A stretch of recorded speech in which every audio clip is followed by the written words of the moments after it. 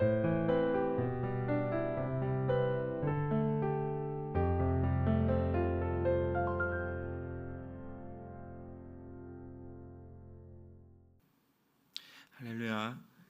네, 오늘도 하나님께서 예배할 수 있는 좋은 날 우리에게 선물해 주셨습니다.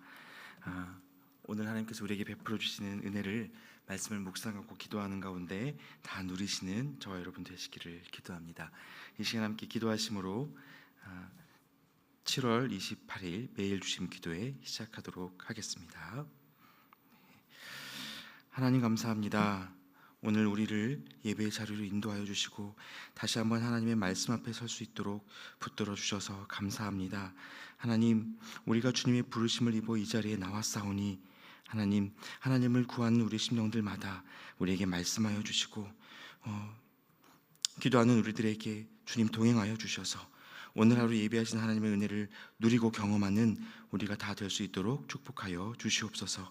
함께 하신 하나님을 기대하오며 예수님의 이름으로 기도하옵나이다. 아멘. 네, 오늘 우리에게 주신 하나님의 말씀은 시편 4편 1절부터 8절까지의 말씀입니다. 시편 4편 1절부터 8절까지의 말씀을 제가 봉독하겠습니다. 내 의의 하나님이여, 내가 부를 때에 응답하소서. 곤란 중에 나를 너그럽게 하셨사오니 내게 은혜를 베푸사 나의 기도를 들으소서. 인생들아, 어느 때까지 나의 영광을 바꾸어 욕되게 하며 헛된 일을 좋아하고 거짓을 구하려는가. 여호와께서 자기를 위하여 경건한 자를 택하신 줄 너희가 알지어다. 내가 그를 부를 때에 여호와께서 들으시리로다. 너희는 떨며 범죄하지 말지어다. 자리에 누워 심중에 말하고 잠잠할지어다. 의의 제사를 드리고 여호와를 의지할지어다. 여러 사람의 말이 우리에게 선을 보일 자 누구뇨 하오니 여호와여, 주의 얼굴을 들어 우리에게 비추소서. 주께서 내 마음에 두신 기쁨은 그들의 곡식과 새 포도주가 풍성할 때보다 더하니이다. 내가 평안히 눕고 자기도 하리니 나를 안전히 살게 하시는 이는 오직 여호와이시니이다. 아멘. 네, 여러분, 오늘부터는 3일간 시편 4편부터 6편까지의 말씀을 같이 묵상하시게 됩니다. 먼저 시편 4편인데요. 여러분, 이 시는 다윗이 인생 말년에 아들 압살롬으로부터 도망하여 정신과 육체가 다 피폐하게 되었던 그 시절에 하나님의 도우심을 구하며 노래했던 시입니다. 먼저 1절을 다시 한번 보시겠습니다. 내 의의 하나님이여, 내가 부를 때에 응답하소서. 곤란 중에 나를 너그럽게 하셨사오니 내게 은혜를 베푸사 나의 기도를 들으소서. 여러분, 이 말씀 속에서 다윗은 곤란 중에 있을 때마다 하나님께서 길을 여시고 은혜를 베풀어 주셨던 그 기억을 붙들고 의지합니다. 다윗은 이렇게 하나님과의 추억을 그 마음속에 품고 사는 인물이었는데요. 너무나 잘 아시는 다윗과 골리앗 사건이 있죠. 다윗은 여러분, 어린 시절부터 하나님의 이름이 당하는 모욕을 견디지를 못하고 하나님께 자신의 생명을 거는 일을 주저하지 않았습니다. 세월이 흐르고 왕이 되었을 때에도 집안에서부터 아버지의 인정을 받지 못하는 막둥이였던 자신을 하나님께서 어떻게 부르시고 세우셨는지 생생하게 기억하며 살았습니다. 그래서 다윗은 하나님의 언약궤, 그 법궤가 자신의 나라인 이스라엘에 회복될 때 왕의 의복이 풀어 헤쳐지는 것도 아랑곳하지 않고 기뻐 춤추며 예배하는 그 예배자 그 자체였습니다. 덕분에 하나님의 마음에 합한 자라는 놀라운 별명을 갖고 있는 그런 인물이죠. 다윗은 이렇게 자신의 인생이 하나님이 이끌어 가시는 여정 속에 있다는 사실을 믿었기 때문에 삶의 어려움에 직면할 때마다 하나님의 도우심을 구하고 하나님을 찾는 그 거룩한 기도의 습관을 갖고 있었습니다. 여러분, 사실 우리도 교회에서 기도에 대한 많은 말씀들을 듣고 또 기도 생활을 해오고 있지만 때로는 하나님 앞에 시간과 공간을 내어서 기도하는 일에 무뎌질 때가 있습니다. 또 기도의 결과가 우리가 원하는 대로 바로바로 나타나는 것이 아니기 때문에 기도 자체가 공허한 외침으로 느껴질 때도 얼마나 많은지 모릅니다. 하나님의 응답이 선명하게 그렇다 아니다 이렇게 들려지면 너무 좋겠는데요, 귀에 들리는 음성으로 하나님의 응답이 오는 기적은 우리 삶 속에 좀처럼 일어나지 않습니다. 그렇다고 마음에 떠오르는 생각대로 하자니 이것이 하나님의 뜻에 맞는 것인지 아닌지 확신이 잘 서지 않는 거죠. 여러분, 이런 것들이 우리의 기도 생활을 참 어렵게 하는 요인들인데요. 그러다 보니 때로는 기도하기를 포기해버리고 그저 익숙한 방식대로 세상이 가르치는 대로 따라가 버리는 경우도 적지 않은 것 같습니다. 남들이 하는 대로 하면 편하게 느껴지기도 하고요. 때로는 그저 내 뜻대로 한번 달려가 보면 어떨까? 내 노력으로 최선을 다해보면 하나님이 그것에 선한 응답을 해주지 않으실까? 이렇게 기대하는 마음도 생기곤 합니다. 그런데 여러분, 2절 말씀에 보면요, 기도하기를 포기한, 그래서 하나님을 모르는 채로 세상을 따라가는 그 생존 방식이 어떠한지 묘사를 하고 있는데요, 말씀이 이렇게 기록합니다. 2절에 인생들아 어느 때까지 나의 영광을 바꾸어 욕되게 하며 헛된 일을 좋아하고 거짓을 구하려는가. 자, 나의 영광을 바꾸어 욕되게 하다. 여러분, 이 표현에 한번 주목해 보시면 좋겠습니다. 이 말은 하나님이 영광으로 여기시는 것과 사람이 영광으로 여기는 것이 다르다라는 것을 전제로 하고 있습니다. 사람마다 영광으로 여기는 것들이 있죠. 여러분, 어떨 때 참 영광스럽다라는 표현을 쓰십니까? 높은 직책의 사람 또는 유명세를 가진 사람을 만나면 영광입니다라고 인사하기도 하죠. 사인을 받기도 하고요, 사진을 함께 찍어서 그 사진을 사업장이나 집에 걸어두기도 합니다. 그러나 그리스도인의 영광은 우리가 하나님의 형상이고 하나님의 자녀라는 사실 그 자체에 있습니다. 다른 영광으로 우리의 삶을 덧입힐 필요가 없다는 뜻입니다. 여러분, 이것은 신앙인의 정체성에서 가장 핵심이 되는 부분이기도 합니다. 그러나 실상은 어떻습니까? 하나님의 형상으로 지음받은 존재의 영광을 우리는 너무나 자주 뒤로 보내버립니다. 그리고 스스로 세상이 영광이라고 여기는 것들을 쟁취하기 위한 그 분투와 다툼 속에서 우리가 살아갑니다. 그래서 있는 그대로의 자신보다 더 나은 사람으로 자기 자신을 꾸며내려고 애쓰는 겁니다. 무언가 노력하고 또 이루어내지 않으면 우리 인생이 자칫 쓸모없을 수 있다라는 이 세상의 거짓을 진리로 여기고 살아가는 겁니다. 그러다가 지치면 찰나의 기쁨을 추구하면서 크고 작은 중독에 스스로를 던져가며 나의 스트레스를 푸는 겁니다. 오늘 시편의 기자인 다윗처럼 스스로 어찌할 수 없는 어려운 현실에 직면하면요, 사람들은 이렇게 더욱더 자기가 주인된 세상, 자기 방식으로 살아가는 삶 속으로 깊이 몰두하는 그런 성향을 보여줍니다. 그러나 여러분, 하나님을 아는 우리는 그렇게 살아갈 수 없습니다. 여러분, 성경에서 영광이라는 단어로 번역된 그 히브리어 원어는 카보드라고 부르는데요, 이 단어는 하나님의 임재와 현현을 뜻합니다. 하나님이 함께 하시는 상태, 하나님이 드러나는 상태, 그래서 하나님을 생각나게 하는 모든 것들을 일컫는 표현입니다. 하나님이 세상을 지으셨을 때요, 친히 만드신 모든 세상을 바라보면서 뭐라고 말씀하셨습니까? 보시기에 좋았더라. 와, 너무 보기 좋다. 하나님이 보시기에 참 너무 좋더라라는 것. 이 모든 피조물들이 있는 모습 그대로 그 안에 하나님의 모습을 담아내고 있었기 때문에 하나님이 그것을 보시며 참 좋다라고 말씀하셨던 건데, 하나님이 보시기에 좋은 그 상태, 하나님의 임재와 현현이 드러나는 그 상태가 하나님께 영광이라는 겁니다. 예를 들면요, 여러분, 말은요, 하나님이 주신 튼튼한 다리로 달려가는 것이 말의 영광입니다. 독수리는 날개를 넓게 펴고 창공을 가르는 것이 독수리의 영광입니다. 해가 뜨고 하루가 시작되고 달이 오르며 하루가 지는 그 모든 시간 속에 하나님의 현현이 새겨져 있는 겁니다. 다시 말해, 하나님의 창조 질서 안에서 하나님이 지으신 것을 있는 모습 그대로 감격하며 받아 누리는 것이 하나님께 영광이 된다는 말이에요. 그래서 여러분, 하나님의 형상대로 지음받은 사람에게는요, 우리 자신과 서로를 통해 하나님의 형상을 발견하고 그것을 감격하고 누리고 감사하면 그 삶이 하나님께 영광이 됩니다.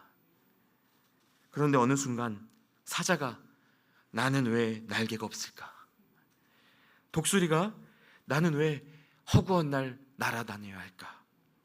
토끼가 나는 왜 풀만 먹고 사나? 나도 고기 맛 좀 보고 싶은데. 뭐 이런 생각을 하기 시작하면, 그래서 하나님이 부여하신 존재의 아름다움을 각자의 정욕으로 뒤바꾸기 시작하면, 여러분, 이것이 하나님께는 영광을 바꾸어 욕되게 하는 것, 하나님 보시기에 슬픈 일이 된다는 겁니다.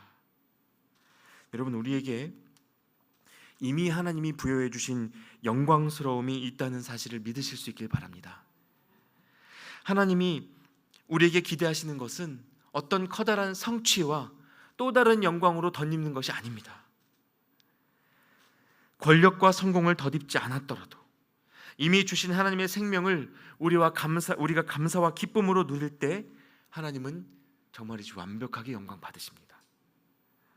그래서 다윗은 3절에서도 이렇게 말하는데요, 여호와께서 자기를 위하여 경건한 자를 택하신 줄을 너희가 알지어다.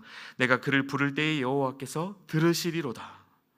하나님께서 우리를 가리켜 자기를 위하여 택하신 경건한 자다라고 말씀하신다는 겁니다. 여러분, 사실 죄인인 우리에게 경건이라는 단어가 어울리는 단어는 아닙니다. 물론 경건의 모양이 겉모양으로 다양하게 나타날 수는 있겠습니다. 기도의 자리를 찾아가는 것, 말씀을 읽고 쓰고 암송하는 것, 열심히 봉사하는 것, 그런 모습들이 우리 안에 있는 경건성을 드러내는 예표이기도 합니다. 그러나 여러분, 본질적으로 사람의 경건은 눈에 보이는 것으로 만들어낼 수 없습니다. 이건 사람의 어떠함에 달린 일이 아니어서 우리가 아무리 신앙적으로 자기 자신을 갈고 닦아도 우리의 존재가 본질적으로 경건해지는 일은 일어나지 않습니다. 여러분, 사람 중에는요, 자신이 죄인인 것을 모르는 죄인이 있고 자신이 죄인인 것을 조금 아는 죄인이 있을 뿐입니다. 그래서 하나님이 우리를 경건한 자라고 불러주실 때 그것은 우리가 갖춘 어떤 신앙의 연륜 때문이 아니라 철저히 하나님의 은혜로운 시선 때문에 주어진 축복이라는 것을 우리가 알아야 한다는 말이죠. 그래서 다윗이 오늘 말씀 속에 여호와께서 자기를 위하여 경건한 자를 택하셨다라고 고백하는 것은 사람이 그 자체로 경건한 자라는 뜻이 아니라 하나님께서 우리를 포기하지 않으신다는 뜻입니다. 하나님이 우리가 예수 그리스도를 닮아가기까지 끝까지 포기하지 않으시고 우리를 빚어가신다는 사실을 고백하는 말씀의 표현인 겁니다. 여러분, 이것이 하나님의 열심이고 하나님의 신실하심입니다. 우리는 이 은혜 때문에 기도할 수 있는 겁니다. 하나님이 우리를 포기하지 않으시기 때문에 우리의 기도는 결코 땅에 떨어지지 않는다는 거예요. 내가 그를 부를 때에 여호와께서 들으시리로다라는 이 다윗의 고백이 오늘 우리 모두의 고백이 될 수 있는 이유입니다. 그러므로 여러분, 우리의 기도에 무슨 힘이 있는지, 과연 하나님이 응답하시긴 하는지 의심이 찾아올 때마다, 내가 드리는 오늘의 기도가 무슨 가치가 있는지 의심이 찾아올 때마다 여러분, 그 의심까지도 하나님 앞에 토로하며 기도로 바꾸어내실 수 있기를 바랍니다. 그러면 하나님께서 주시는 가장 기본적인 응답이 있는데요, 6절과 7절 말씀을 함께 보겠습니다. 여러 사람의 말이 우리에게 선을 보일 자 누구뇨 하오니 여호와여 주의 얼굴을 들어 우리에게 비추소서. 주께서 내 마음에 두신 기쁨은 그들의 곡식과 새 포도주가 풍성할 때보다 더하니이다. 다윗은 기도하는 자에게 주시는 가장 근원적인 응답이 주님의 얼굴, 즉 하나님의 임재이고 우리 마음에 두시는 기쁨과 평안이라고 노래합니다. 인간적으로는 아직 보이는 소망이 없고 주변에서조차 절망 섞인 말들이 들린다 할지라도 여러분, 기도하는 자에게 하나님이 동행해 주시고 마음에 평안과 기쁨을 허락해 주신다라는 고백입니다.